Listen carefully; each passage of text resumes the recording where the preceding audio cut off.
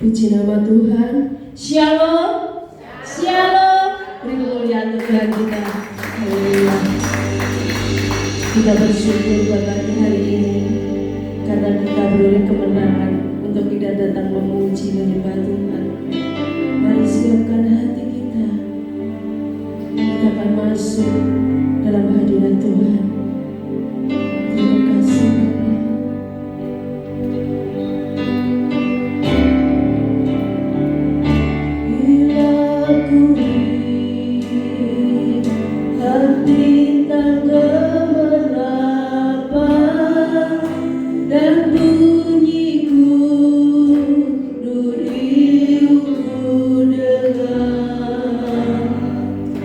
Ya Tuhanku,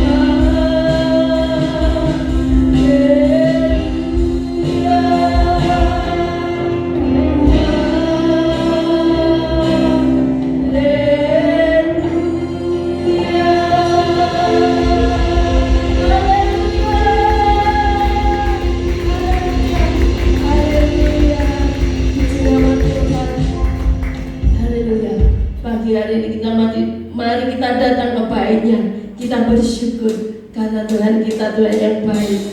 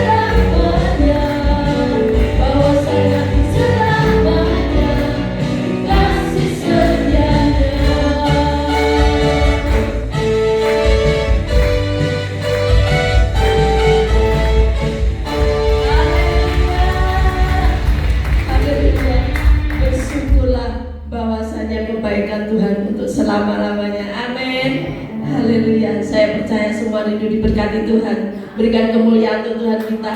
Haleluya.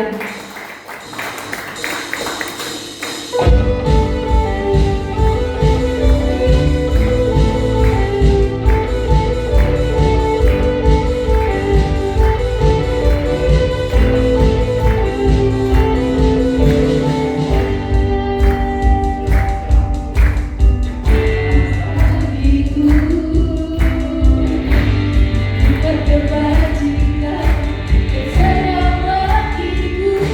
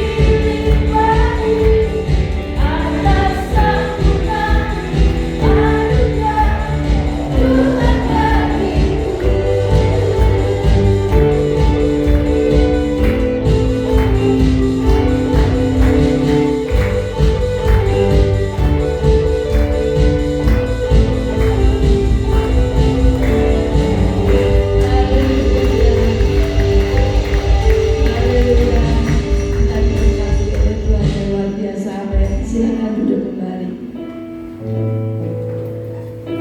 Kita diberkati Tuhan bukan hanya untuk kita sendiri saja, tapi Tuhan katakan kita diberkati sampai dengan anak cucu kita. Amin. Haleluya.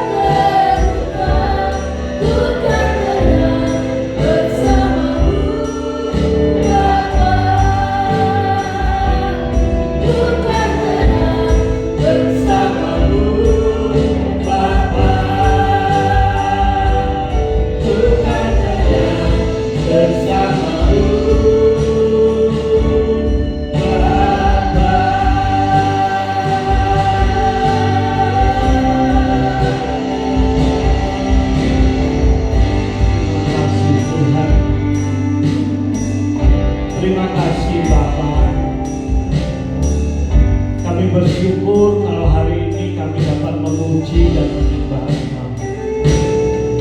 Tuhan Yesus, inilah pujian penyembahan kami di hadapan-Mu. Kami rindu Tuhan, pujian kami dapat menjadi dupa yang harum bagi Engkau. Terima kasih Bapa. Sebentar kami kembali akan belajar daripada firman-Mu.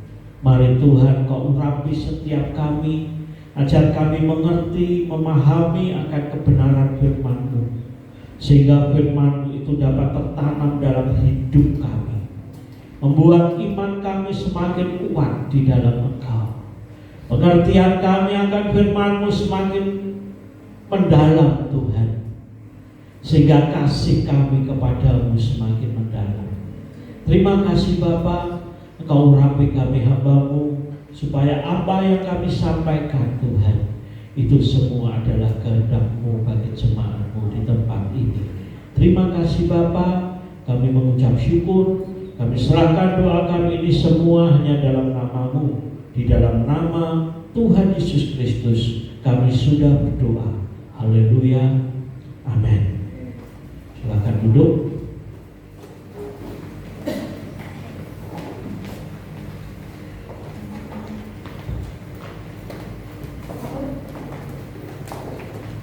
Shalom. Puji Tuhan, saudara-saudara, kalau pagi hari ini kita bisa bersama-sama kembali. Dan saudara yang dikasih Tuhan, mari kita arahkan hati kita, pikiran kita, telinga kita, ya, kita akan dengar firman Tuhan. Kita buang semua pikiran yang lain-lain, saudara. Ya, mari kita fokus kita pagi hari ini. Kita mendengar apa yang Tuhan ingin katakan, Tuhan pesankan kepada kita. Dan saudara, pagi hari ini firman Tuhan akan berbicara tentang tembok Yeriko. Ya, tembok Yeriko. Kita akan buka kitab kita dalam kitab Yosua pasal yang ke-6.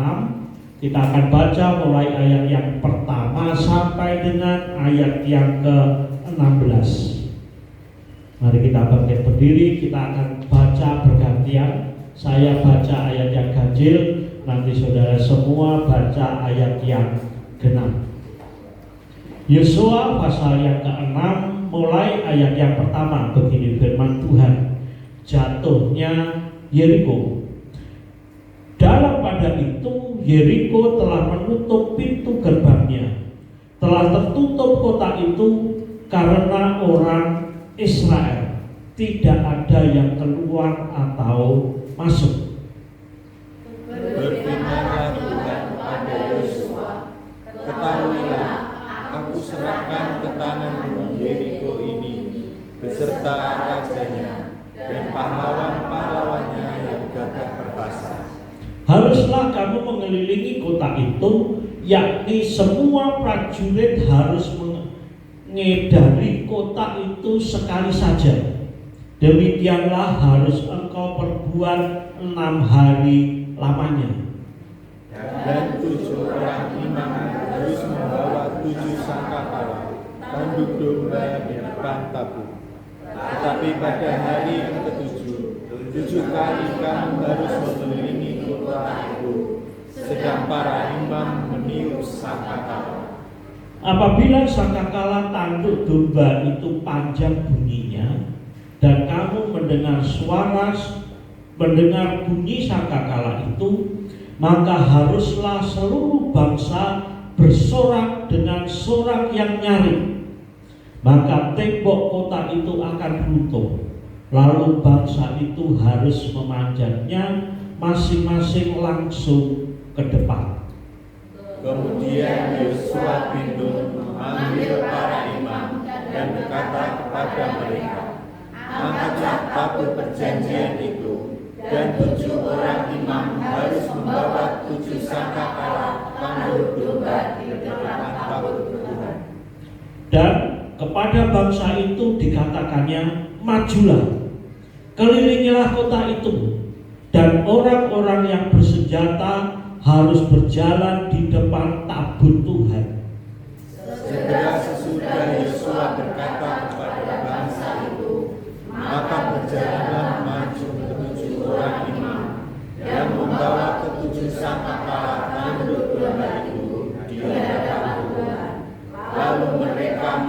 sangkakala, sedang tabut perjanjian Tuhan mengikut mereka.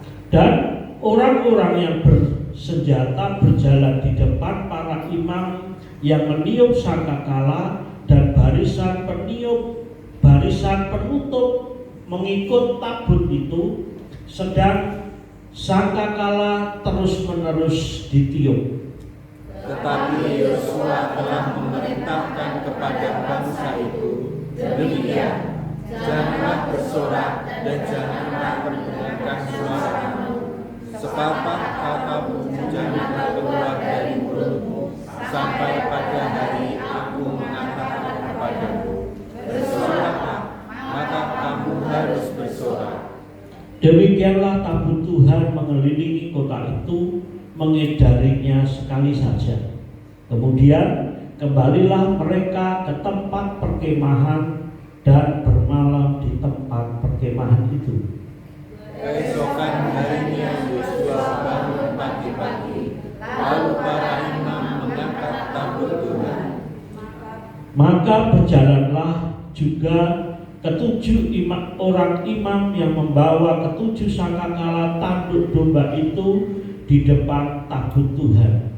Sambil berjalan, mereka meniup sangkakala, sedang orang-orang yang bersenjata berjalan di depan mereka, dan barisan penutup mengikut tabut Tuhan, sementara sangkakala terus-menerus ditiup. Demikianlah pada hari kedua mereka mengelilingi kota itu sekali saja, lalu pulang ke tempat perkemahan, dan begitulah dilakukan mereka 6 hari lamanya. Tetapi pada hari yang ketujuh mereka bangun pagi-pagi ketika fajar menyingsing dan mengelilingi kota 7 kali dengan cara yang sama. Hanya pada hari itu mereka mengelilingi kota itu 7 kali.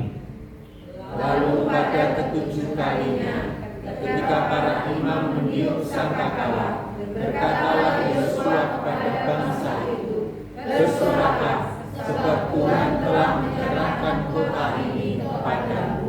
Amin. Silakan duduk. Saudara yang dikasihi Tuhan, apa yang kita baca pagi hari ini sebuah kisah cerita tentang bangsa Israel mengalahkan kota Yeriko. Dan saudara, mari kita lihat terlebih dahulu Yeriko. Apa kota Yeriko itu seperti apa, saudara? Dan kota Yeriko atau Yeriko itu mempunyai arti wangi-wangian. Jadi Yeriko itu artinya kota palem. Kalau disebut itu kota palem, artinya wangi-wangian, saudara. Kalau saat ini, kalau mungkin kota-kota banyak punya julukan ya, saudara. Kalau kota Magetan ini julukannya apa, saudara? Saudara tahu nggak? Kalau Madiun kota pecel, ya tak? Ampun, Magetannya apa kali sendiri nggak ngerti. Ya, kalau Surabaya julukannya kota pahlawan. Ya. Kalau Yeriko itu punya kredit julukannya kota palem, saudara. Sebab di sana mungkin banyak pohon palem, ya. Dan di Yeriko itu banyak sekali mata air, saudara, sehingga daerah Yeriko itu subur. Dan Yeriko itu mempunyai tembok yang sangat tebal, saudara. Benteng kota Yeriko itu temboknya kurang lebih itu sekitar 2 meter, saudara.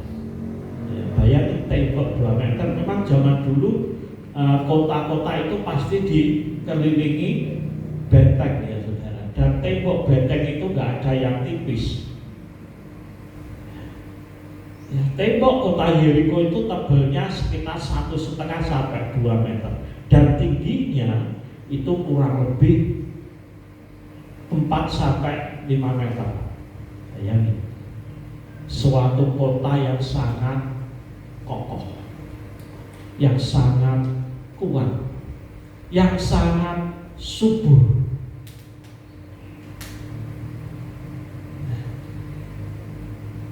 Kota Yeriko pada saat itu sebuah kota yang sudah maju. Sebab apa, saudara? Kalau saya pelajari, bisa dikatakan kota Yeriko itu kota yang paling tua di dunia, saudara. Bahkan dalam penelitian arkeologi, kota Yeriko itu sudah dibangun sejak tahun 9000 sebelum Masehi. Sebuah kota yang luar biasa. Karena tempat itu subur, maka kota itu bertahan sampai ribuan tahun. Dan padahal kejadian ini kalau diurut itu kejadiannya sekitar 1400 tahun sebelum Masehi, kurang lebihnya ya, 1400 sekian itu sebelum Masehi. Di kota Yeriko, kota yang sangat kokoh, sudah berdiri sampai ribuan tahun pada saat itu. Dan Tuhan menyerahkan kota Yeriko itu untuk orang Israel. Tetapi apa yang harus dihadapi orang Israel pada saat itu? Ketika orang Israel menghadapi tembok benteng yang begitu kuat, dan senjatanya orang Israel belum canggih, saudara. Karena apa? Karena bangsa Israel selama 40 tahun mereka harus mengembara di padang gurun. Mereka gak memiliki persiapan senjata yang canggih. Mungkin kalau kita lihat di film-film zaman dulu, senjata-senjatanya ya tombak itu yang dipegang, tapi biasanya ada satu senjata untuk pelempar, saudara. Kalau untuk gempur apa? Tembok, pelontar kayak apa ya? Biasanya pas gitu ya. Kalau kita lihat film-film di TV ya, film-film perang zaman dulu ya kayak ketapkan ya. Dan tapi bangsa Israel mereka baru keluar dari padang gurun. Mereka gak memiliki persiapan. Mereka gak memiliki pasukan tentara yang terlatih kuat, saudara. Dan Yeriko, saya tahu pasti Yeriko ini karena dia sudah berdiri bahkan ribuan tahun, dia pasti punya senjata, punya tentara yang memadai. Kota Yeriko ini luasnya kurang lebih 4 hektar. Jadi ya memang kota-kota zaman dulu nggak bisa dibandingkan dengan kota zaman ini, saudara. Kalau 4 hektar itu ya buat kita sekarang ini ya kecil. Tapi untuk zaman itu kota Yeriko adalah sebuah kota yang besar. Perekonomiannya luar biasa. Karena apa? Subur. Ya, karena Yeriko subur. Kota yang kaya, saudara. Emas peraknya berlimpah. Dan bangsa Israel harus ngadepi kota Yeriko yang kuat itu. Mari kita bayangkan ya. Kalau kita menghadapi sesuatu yang besar ya, yang dalam angan-angan kita ini nggak ada apa-apanya ya. Bahkan kalau kita baca dalam kitab Keluaran ketika bangsa Israel disuruh mengintai negeri Kanaan, ya, mereka masuk ke kota Yeriko, yang mereka hadapi apa? Raksasa-raksasa. Penduduknya kuat-kuat. Bahkan dikatakan kita ini seperti belalang di hadapan mereka. Dan seperti inilah musuh yang harus dihadapi. Dan saudara yang dikasih Tuhan, peperangan kota Yeriko, mengapa firman Tuhan ini ditulis di dalam Alkitab? Pasti memberi pelajaran kepada kita sebagai orang percaya. Di Alkitab bukan cuma ditulis untuk sejarah saja. Memang ketika arkeologi menggali kota Yeriko,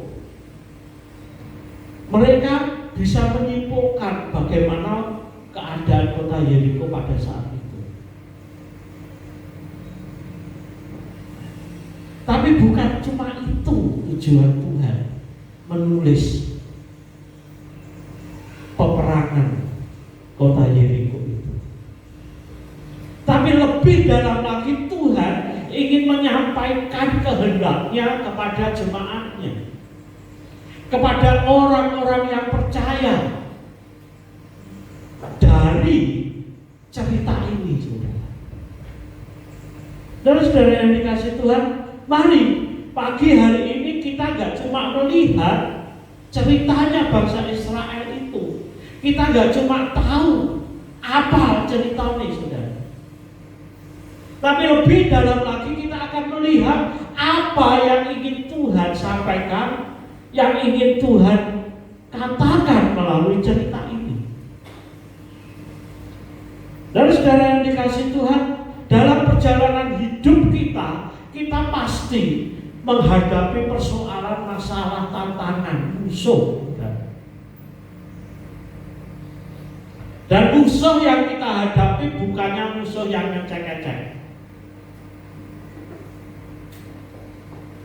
Sebab apa? Firman Tuhan katakan apa? Iblis itu musuh kita. Musuh yang kita hadapi adalah iblis, yang sudah pengalaman ribuan tahun.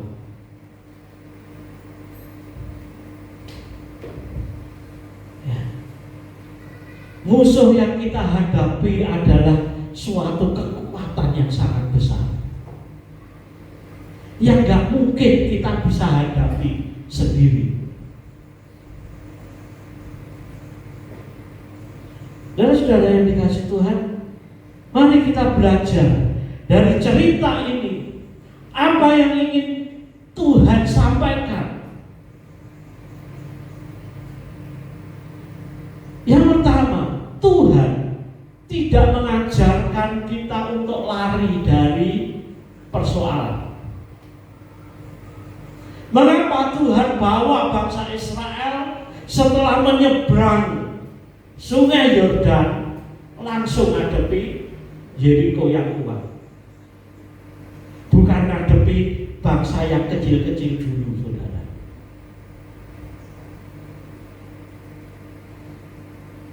Padahal banyak bangsa yang kecil-kecil di sekitar Kanaan. Di daerah Kanaan banyak bangsa-bangsa yang kecil-kecil, saudara. Apakah Tuhan gak bisa membawa, wis kamu jangan nyebrang lewat sini, nyebrang agak jauh sana, biar gak ngadepi Yeriko? Padahal Sungai Yordan itu sungainya yang panjang, saudara. Gak tahu berapa kilometer. Tapi mengapa Tuhan langsung bawa bangsa Israel untuk ngadepi Yeriko? Mungkin kalau strategi kita sebagai manusia, ya, sebagai panglima perang, cari musuh sing enteng-enteng dhisik, saudara. Kita nggak masuk lewat jalur ini. Masuk, kita jalan lagi. Mungkin 2-3 kilo atau 4 kilo lagi. Baru nyebrang. Kita nggak akan ngadepi Yeriko. Padahal Yeriko kalau 44 hektar itu kira-kira cuma berapa saudara? 200 kali 200 meter. Ya kan? Kan bisa Tuhan bawa nyebrangin di sana 1 kilo lagi. Kamu gak ngadepi bangsa Yeriko. Masuk akal kan saudara? Kalau jenderal mimpin perang kan masuk akal.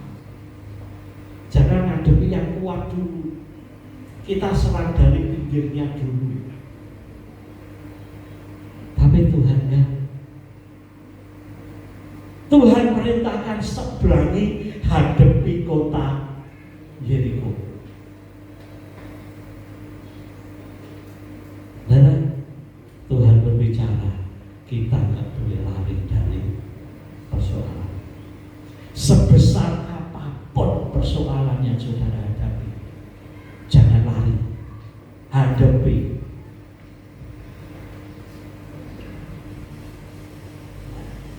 Hadapi itu semua. Jangan lari kita sebagai orang percaya. Memang kita nggak mau ngadepi, kita nggak mau dapat persoalan. Tetapi ketika persoalan itu datang, kita harus hadapi.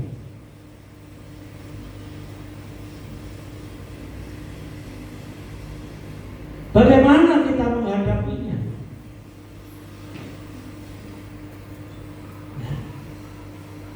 Dengan cara Tuhan. Karena itu bangsa Israel pada saat itu, Tuhan ingin ngetes iman bangsa Israel seperti apa. Iman bangsa Israel seperti apa? Iman saudara seperti apa?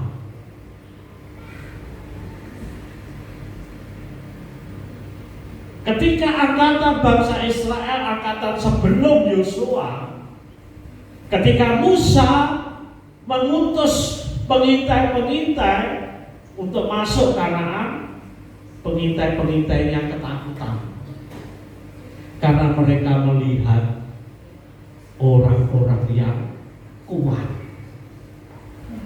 bangsa-bangsa yang kuat, saudara.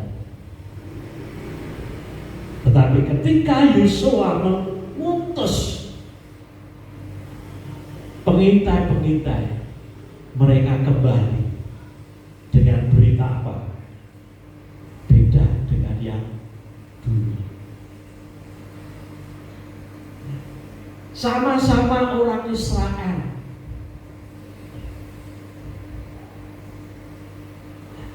Generasi Yosua, mereka mengintai Kanaan, pulang dengan membawa sukacita. Karena negeri itu sudah diserahkan. Tapi angkatannya Musa, mereka melihat, mereka pulang dengan kecewa, dengan ketakutan. Tuhan tes langsung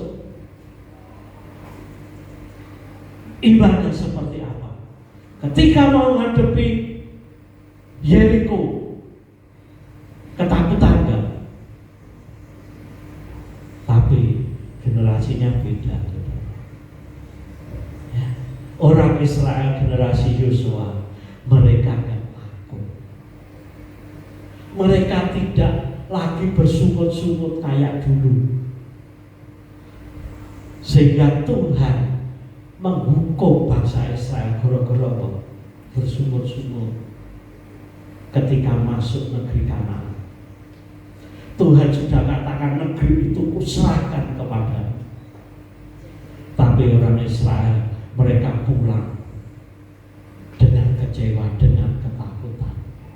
Mereka mempengaruhi yang lainnya sehingga Tuhan marah. Dan akhirnya akhirnya gak jadi masuk tanah. Oleh Tuhan diputar lagi masuk ke padang gurun lagi, sampai angkatan yang bersungut-sungut itu mati semua. Bahkan Musa sendiri Tuhan katakan, kamu juga gak bisa masuk.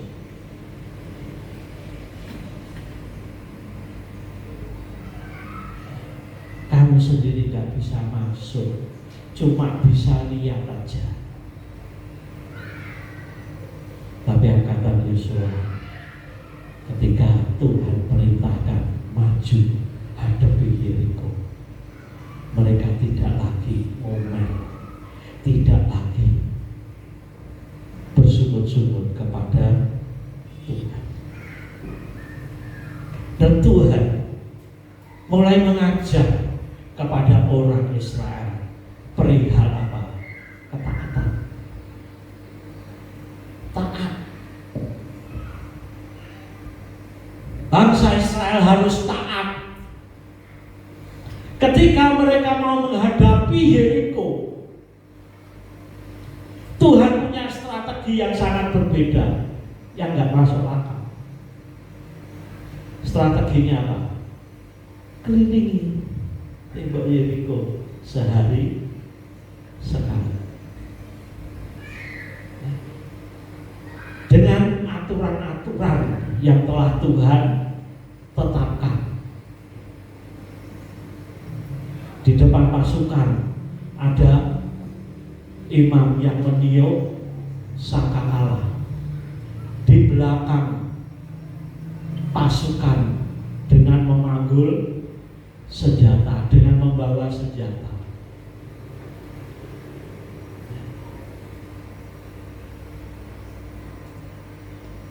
Tuhan ajarkan sehari kelilingi sekali. Untuk mengelilingi Yerusalem, untuk mengelilingi Yeriko, karena pasukan itu sangat besar, dibutuhkan waktu kurang lebih 1 jam. Kalau saya pelajari, butuh waktu kurang lebih 1 jam setiap hari. Ya karena cuma 4 hektar. Ya. Dan jalannya mesti gak jalan cepat. Tapi Tuhan katakan apa? Pesat. Sangkakala ditiup terus menerus. Tapi satu hal, pasukan harus diam, gak boleh mengeluarkan suara. Kira-kira saudara, untuk diam waktu baris mengelilingi tembok Yeriko itu susah atau gampang?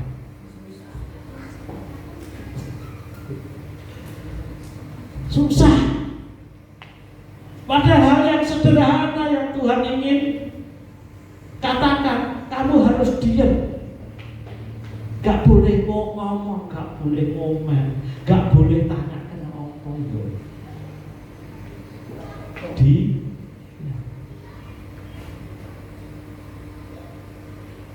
Dan bangsa Israel taat.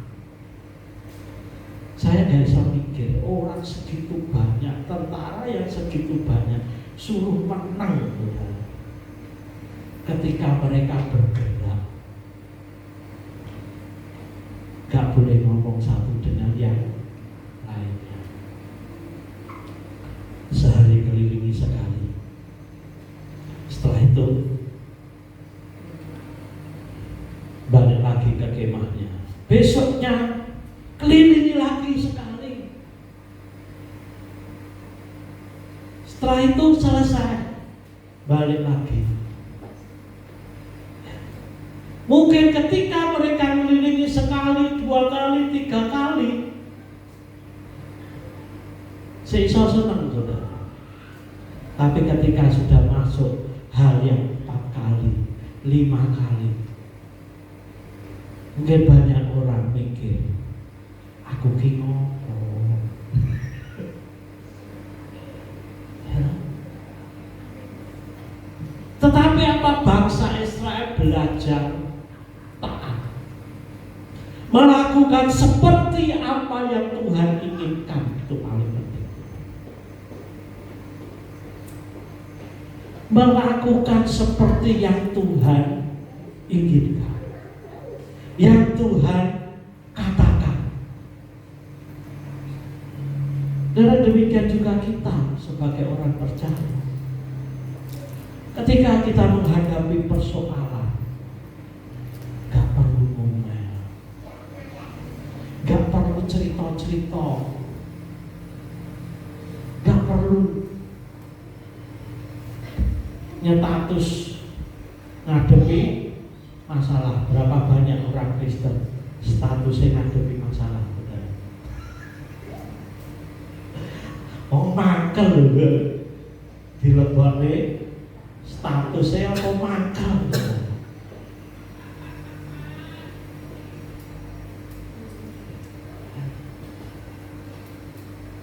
Ketika saudara ngadepi masalah, gak usah cerita-cerita. Cukup kita dengan Tuhan diam. Lakukan seperti yang Tuhan inginkan, meskipun kita gak ngerti.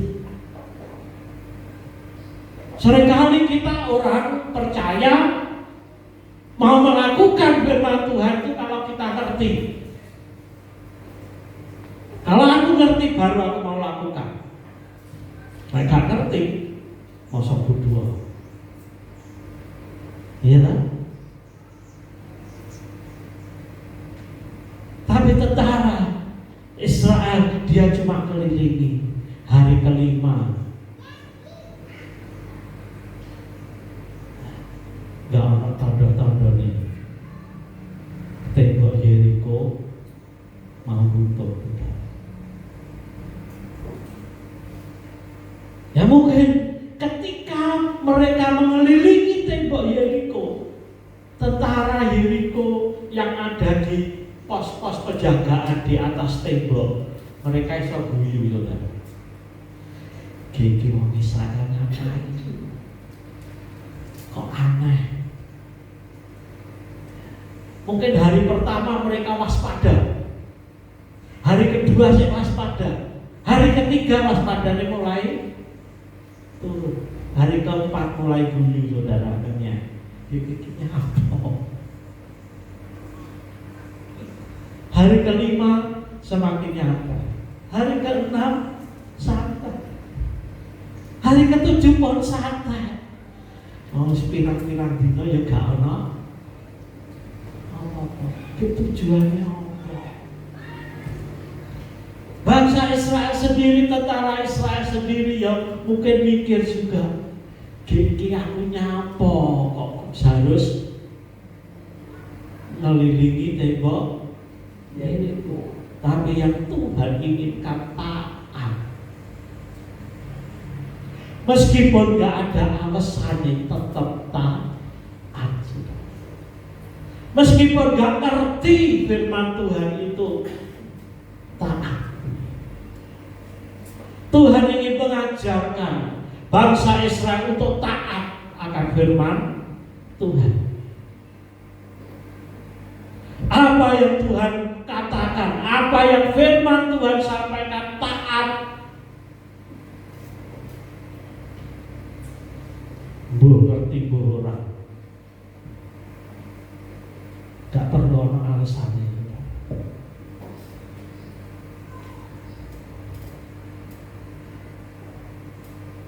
Hari yang gak tujuh, mereka harus bangun pagi-pagi. Karena apa? Mereka harus kelilingi 7 kali. Kalau sekali itu saja, nah 7 kali berarti harus kelilingi 7 kali. Tapi bangsa Israel tetap taat, saudara. Ini hari yang ke-7, harus kelilingi 7 kali. Bangsa Israel taat. Sekali, 2 kali, 3 kali. 7 kali kurang lebih berarti 7 jam. Mereka mulai fajar menyingsing. Kira-kira jam piro? Kanggep jam 5 matahari terbit. Mereka sudah mulai keliling sampai jam 12. 7 kali.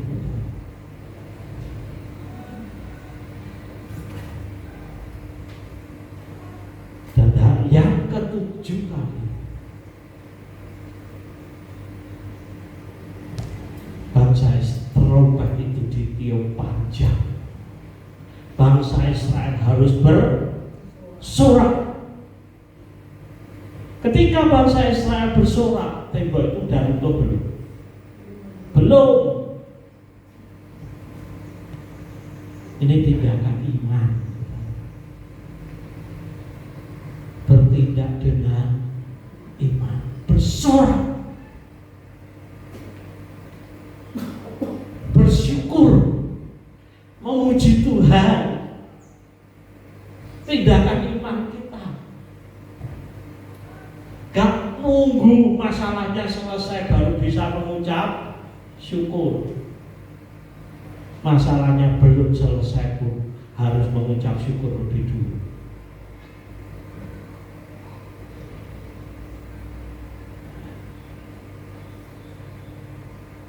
Akhirnya ketika bangsa Israel bersorak, kalau kita baca selanjutnya, tembok itu runtuh. Dan Tuhan katakan apa? Setiap pasukan harus maju, menyerang.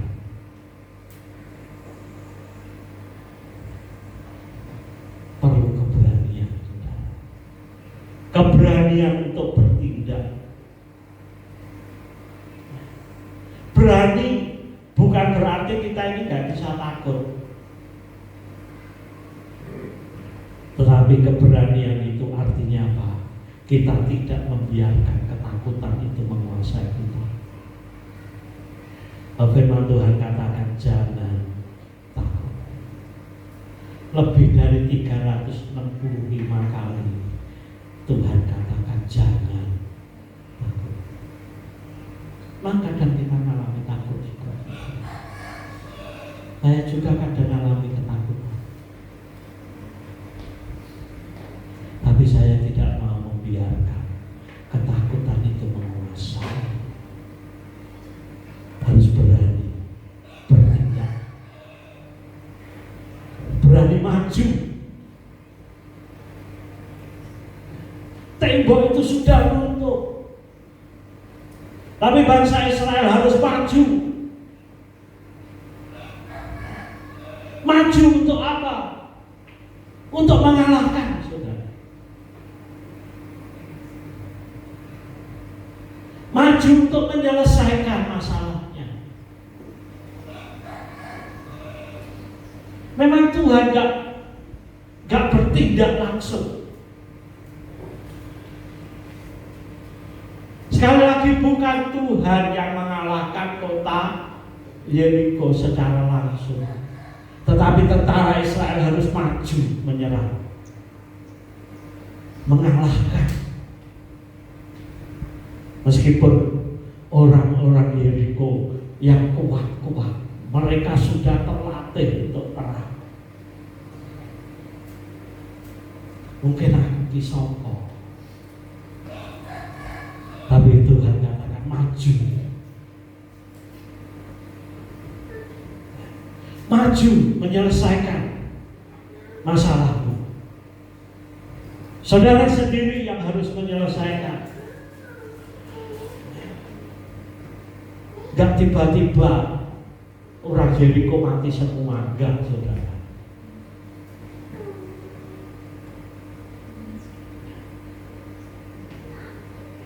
Tapi bangsa Israel harus menyelesaikannya sendiri. Demikian juga kita.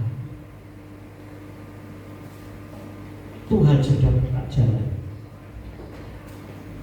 Cuma saudara mau gak? Berani gak bertindak? Berani gak kita menyelesaikan meskipun rasanya nggak mungkin.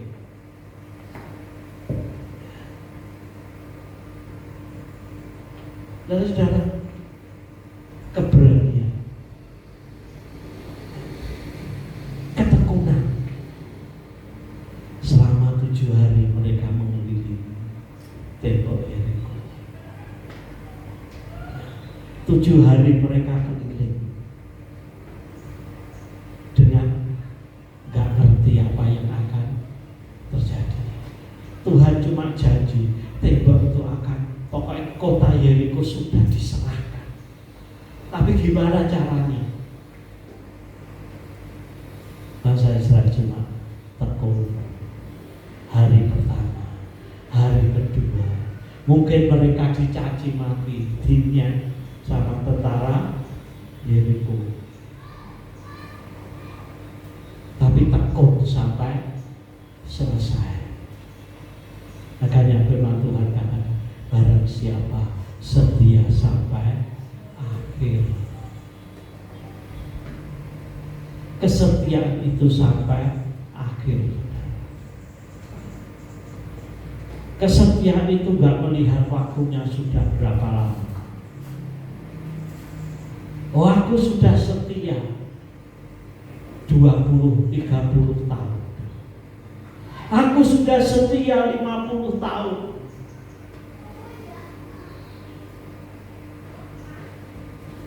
Setia itu sampai akhir.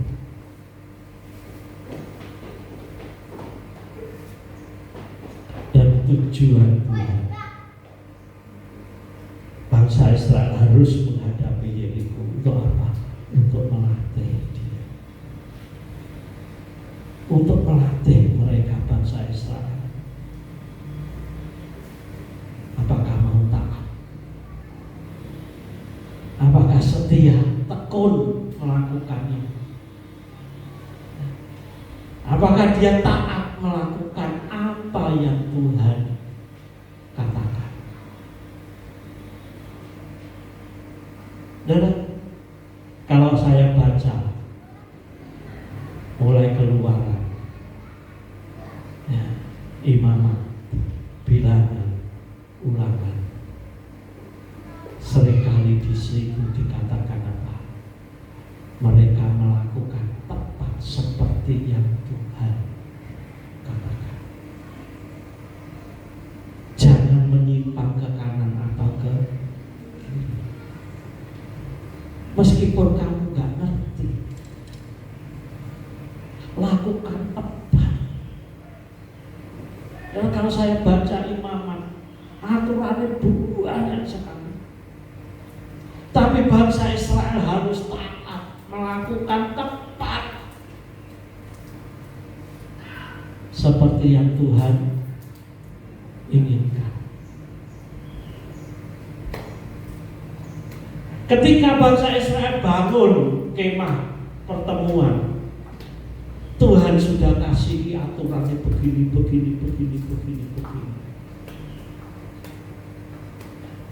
Kalau saya baca itu harus mumpet, saudara. Pakaian imam itu harus begini.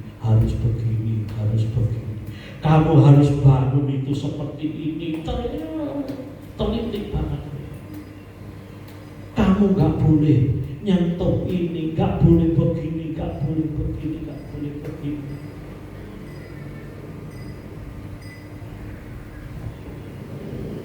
Baca Imamat, Bilangan, aturannya rumit.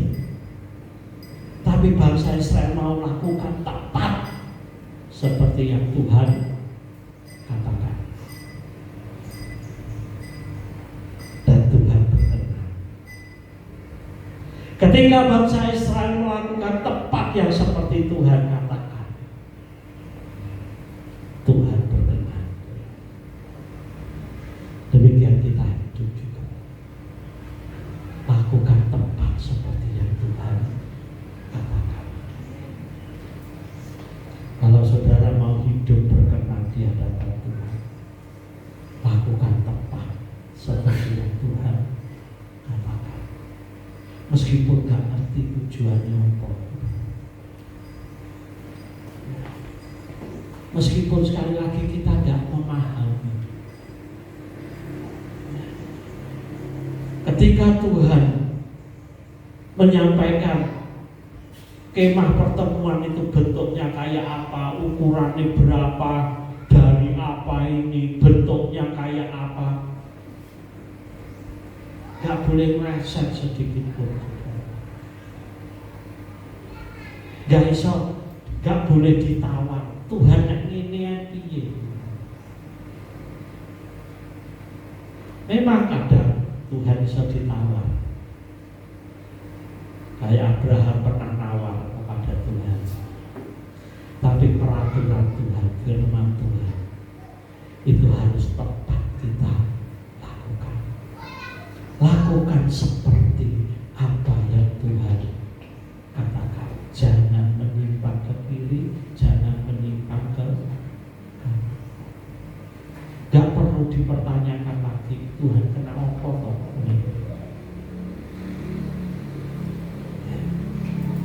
kita mau taat.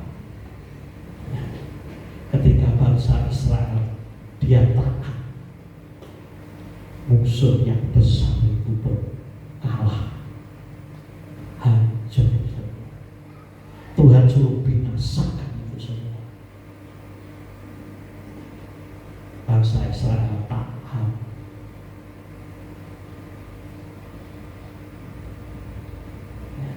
Kali lagi bangsa Israel taat.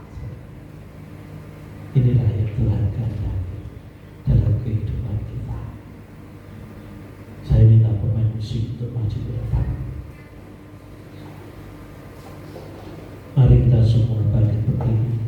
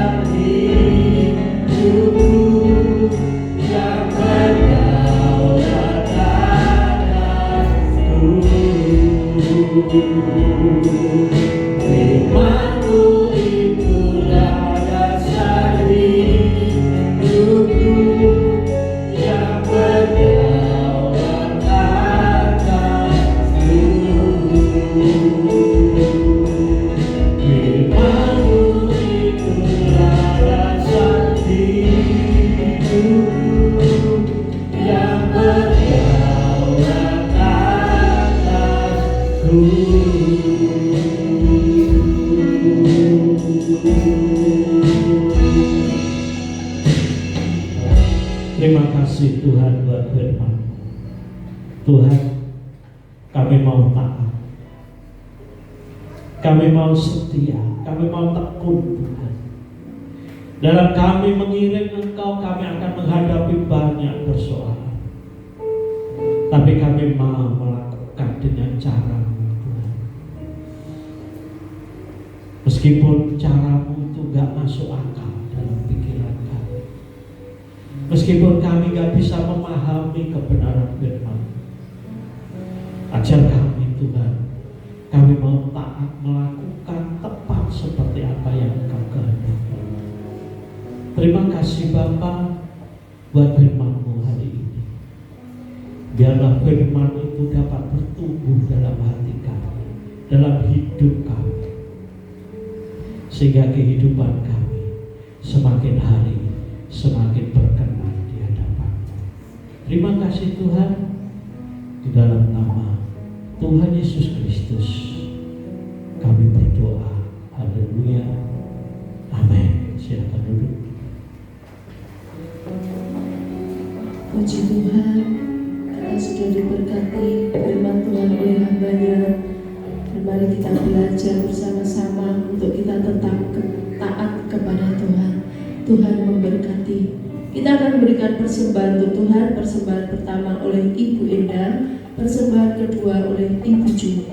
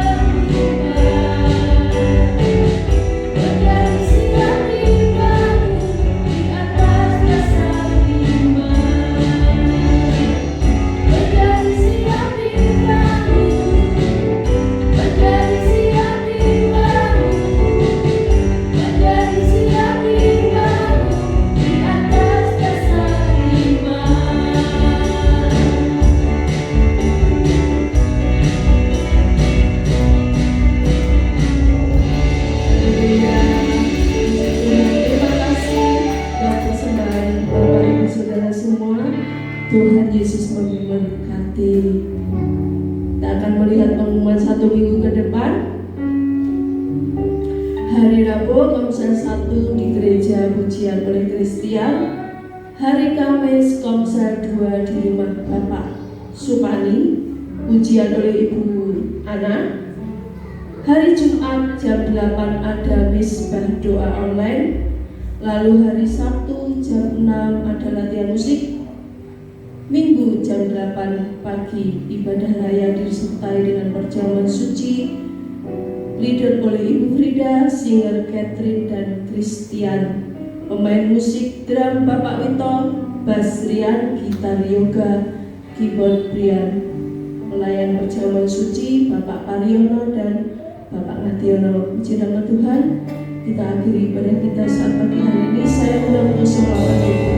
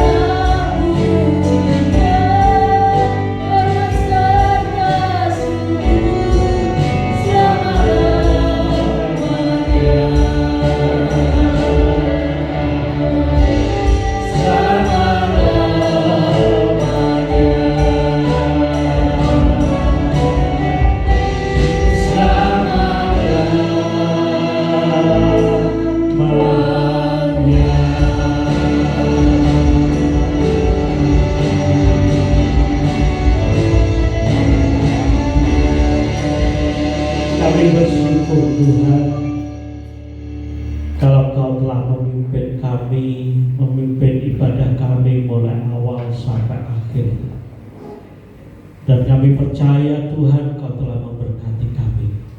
Tuhan Yesus, kami berdoa buat setiap anak-anak-Mu yang telah memberi persembahan di hadapan-Mu. Mari Tuhan Kau menyucikan persembahan itu, supaya persembahan itu dapat menjadi berkat kembali buat setiap anak-anak-Mu. Engkau kembalikan berlipat kali ganda Tuhan. Tuhan, kami berdoa Tuhan, mari Tuhan Engkau memberkati setiap kami yang hadir pada saat ini. Biarlah berkat-Mu nyata dalam kehidupan kami. Engkau memberkati rumah tangga anak-anak-Mu, usaha pekerjaannya, apa saja yang dikerjakannya Tuhan Engkau memberkati. Rumah tangganya Tuhan, anak cucunya, sawah ladangnya Tuhan. Biarlah itu semua dapat menjadi kemuliaan bagi nama-Mu. Tuhan, pakai setiap kami Tuhan, untuk kami dapat menjadi berkat dimanapun kami berada, menjadi garam dan terang bagi dunia ini. Juga kami berdoa buat saudara-saudara kami yang tidak hadir pada saat ini, di mana saja mereka berada.